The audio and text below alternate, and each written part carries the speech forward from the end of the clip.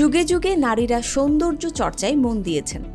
সৌন্দর্যের কত রূপ, কত ব্যাখ্যা, কখনো তা শিল্পের গভীর মুগ্ধতা, কখনো বা নির্দয় শৃঙ্খলের বন্ধন। চলুন জানি যুগে যুগে সৌন্দর্য চর্চায় কি কি ত্যাগ স্বীকার করেছে নারীরা। অনেকেই বলেন মিশরের ফারাও রানী ক্লিওপেট্রা সৌন্দর্য ধরে রাখতে গোসল দিতেন দুধ দিয়ে। উত্তর ইতালির রানী ছিলেন সিমোনেত্তা ভেসপুচ্চি। তিনি চেহারাকে ধূসর, সাদা ও আরও সুন্দর করে তুলতে মুখে জোক লাগিয়ে রাখতেন। জোকেরা মুখ থেকে রক্ত চুষে নিত, ফলে রক্তহীনতায় মুখ হয়ে যেত ফ্যাকাশে। আর এটাই ছিল সেই সময়কার নারীদের ফর্সা হওয়ার রহস্য। রানী প্রথম এলিজাবেথ মুখের দাগ ঢাকতে ভেনেশিয়ান সেরুজ এর ব্যবহার শুরু করেন এলিজাবেথ। এই প্রসাধনী সীসা এবং ভিনেগারের মিশ্রণে তৈরি হতো। তৎকালীন বেশ কিছু নথি থেকেও জানা যায় প্রায় আধা ইঞ্চি পুরু মেকআপ ব্যবহার করতেন রানী। তাও কয়েক ঘন্টার জন্য নয়, সকাল থেকে শুরু করে রাত্রি পর্যন্ত একাধিকবার মেকআপ পড়ত তার ত্বকের ওপর। এই মেকআপই ছিল তার মৃত্যুর কারণ।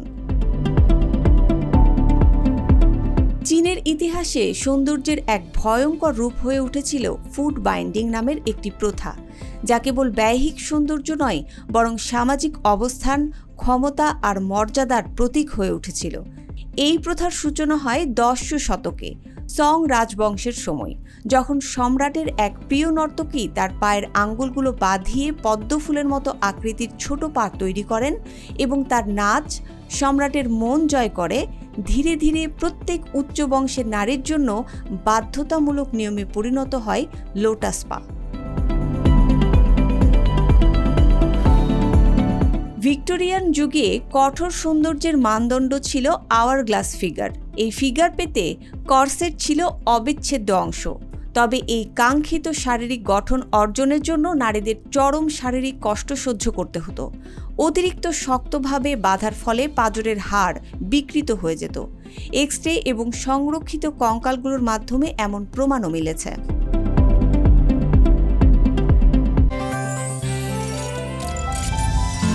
গাজী গ্যাস স্টোভ রান্নায় আনে শিল্পের ছোঁয়া।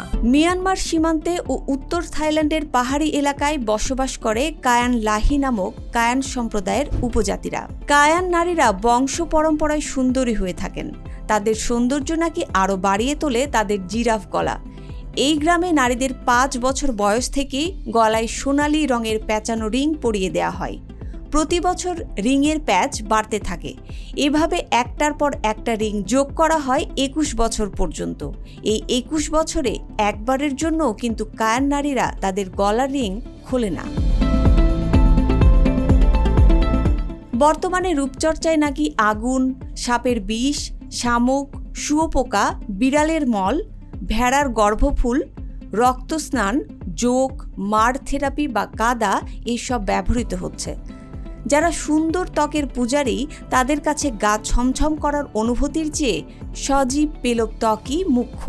এছাড়া বর্তমানে তারকা জগৎ থেকে শুরু করে উচ্চবিত্তদের মধ্যে প্লাস্টিক সার্জারি খুব জনপ্রিয়। নিজের জন্মগত রূপ নকশা, চোখ, নাক, ঠোঁট, চোয়াল এবং শরীরের স্বাভাবিক আকৃতি অপারেশন করে পাল্টে ফেলে নিজেকে সুন্দরী ভাবছেন অনেকে। মুসবা আলিম তিন্নি, জিটিভি নিউজ।